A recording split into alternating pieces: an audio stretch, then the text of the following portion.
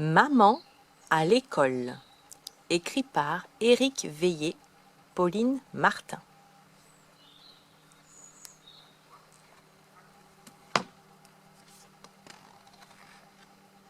Maman à l'école. L'école, je ne sais pas si vous savez ce que c'est. Moi, je ne le savais pas jusqu'à lundi dernier.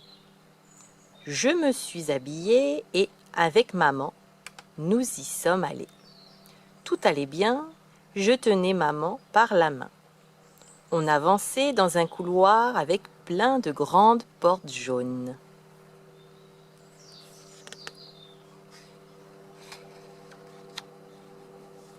Malheureusement, une des portes était ouverte et derrière, il y avait quelque chose d'affreux.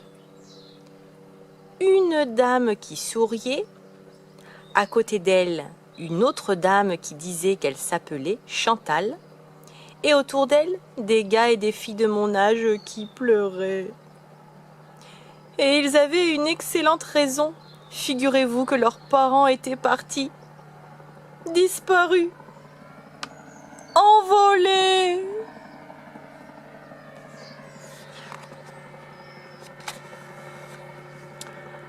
Ah non, ça ne va pas se passer comme ça, j'ai pensé.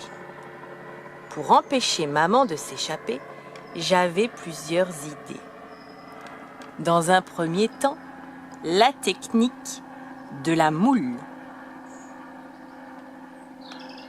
Puis, celle du bébé orang-outan.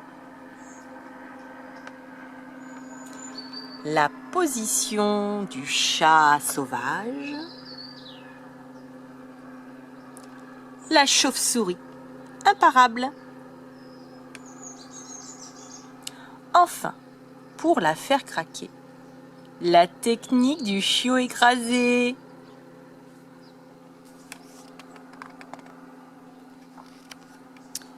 Finalement, maman a fait une grosse grimace et elle est restée. J'étais tellement contente. Elle commençait à faire comme moi et les autres enfants. Écouter la maîtresse qui se présentait. Je lui ai dit « Tu vois maman, la maîtresse s'appelle Martine. » Juste après, maman s'est fait un peu gronder parce qu'elle avait commencé à parler à la maîtresse sans lever la main. Je lui ai montré comment il fallait faire. Ma cousine m'avait bien expliqué. « Maîtresse, est-ce que je peux aller aux toilettes avec maman ?»« Oui, bien sûr, a dit la maîtresse.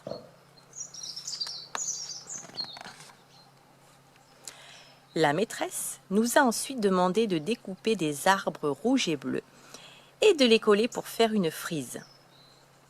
Maman n'arrêtait pas de rater. Du coup, elle bougonnait. Oh ! Je lui disais de ne pas s'énerver. C'est comme ça qu'on apprend.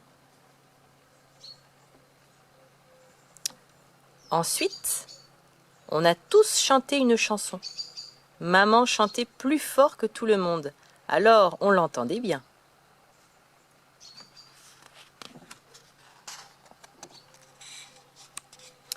Plus tard, la maîtresse nous a emmenés dans une grande salle. On avait le droit de marcher sur des bancs et des matelas. Maman est restée coincée dans un tube. Mais pas longtemps, heureusement, parce qu'elle bloquait des moyens grands.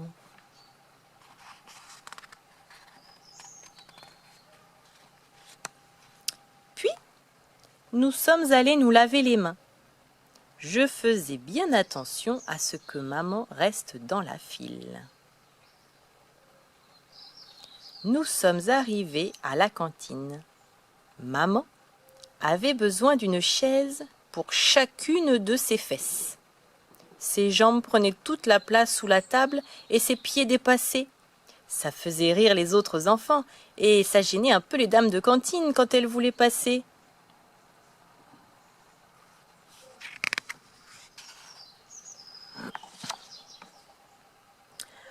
Au moment de la sieste, maman prenait quand même trop de place sur le matelas bleu que je partageais avec elle. En plus, comme elle ronflait, ça empêchait un peu les autres de dormir.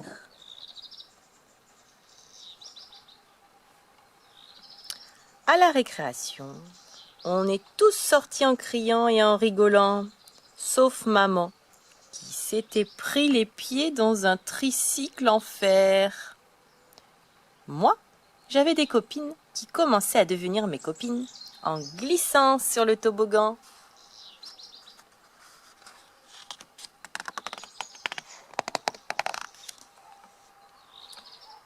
Ta maman, elle a pas de copine? A dit une fille qui s'appelait Béatrice. Non, elle boude depuis tout à l'heure, j'ai répondu. En fait, j'en avais un peu marre que ma maman soit là, mais je n'osais pas lui dire car je ne voulais pas lui faire de peine.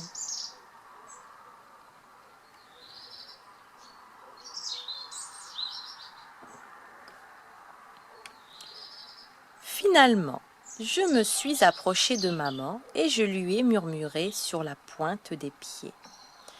Ce serait peut-être mieux si tu partais maintenant. Tu reviendras à l'heure du goûter, d'accord?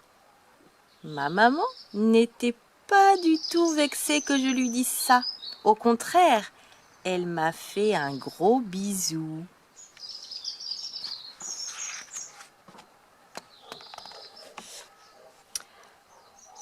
Après la récré, j'ai fait tomber une tour de cubes.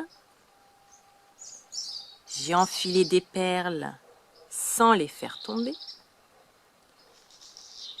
Préparé un plat pour une famille de chats. J'ai fait loucher un escargot. Décoiffer des poupées. Et consoler Chloé.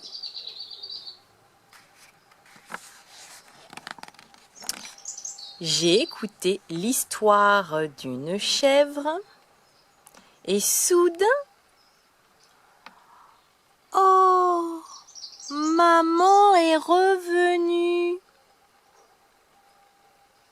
J'étais contente de la retrouver.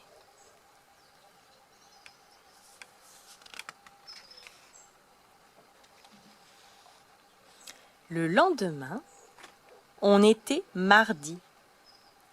En arrivant devant la classe, j'ai proposé à maman de me faire un gros câlin et de partir juste après.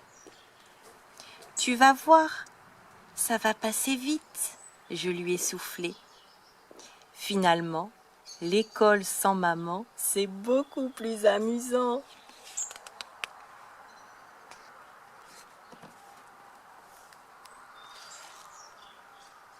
Mon histoire est terminée.